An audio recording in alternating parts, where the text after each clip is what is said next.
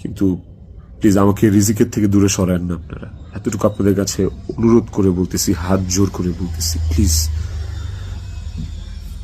Please. Finally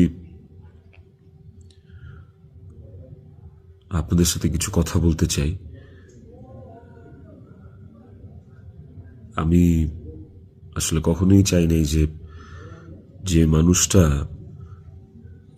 পৃথিবী থেকে চলে গেছে সেই মানুষটাকে নিয়ে খুব বেশি বড় কোনো কনভারসেশন আপনাদের সাথে করতে।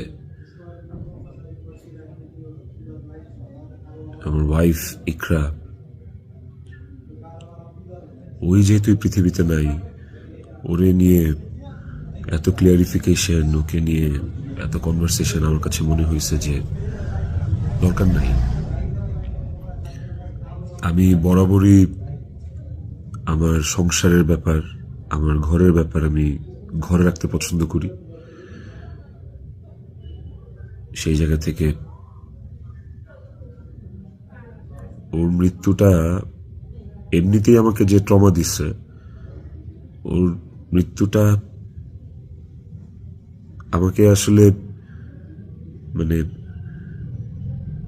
পাথরই বানায় ফেলছে একরকম।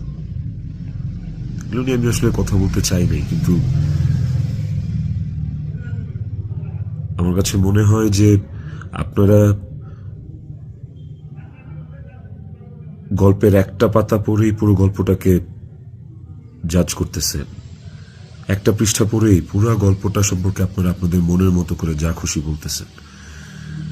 পাতার এক পাশ পড়ে আরেক পাশ পড়বেন না, এটা তো হয় না, তাই না? আর আমি আসলে কোনো কিছু প্রপারলি গুছায় বলার মতো স্টেটে নাই, পরিস্থিতিতে নাই।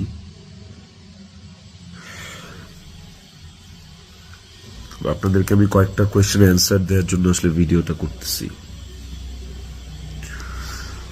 যে প্রশ্নের উত্তরগুলি আপনাদের কিছুটা হলেও কনফিউশন দূর করবে।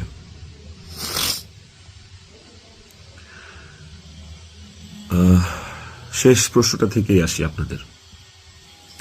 আমি এই ভিডিওতে সবকিছু ক্লিয়ার করবো, এভরিথিং। আমি আপনাদের প্রত্যেকটা প্রশ্নেরই উত্তর দেওয়ার চেষ্টা করব।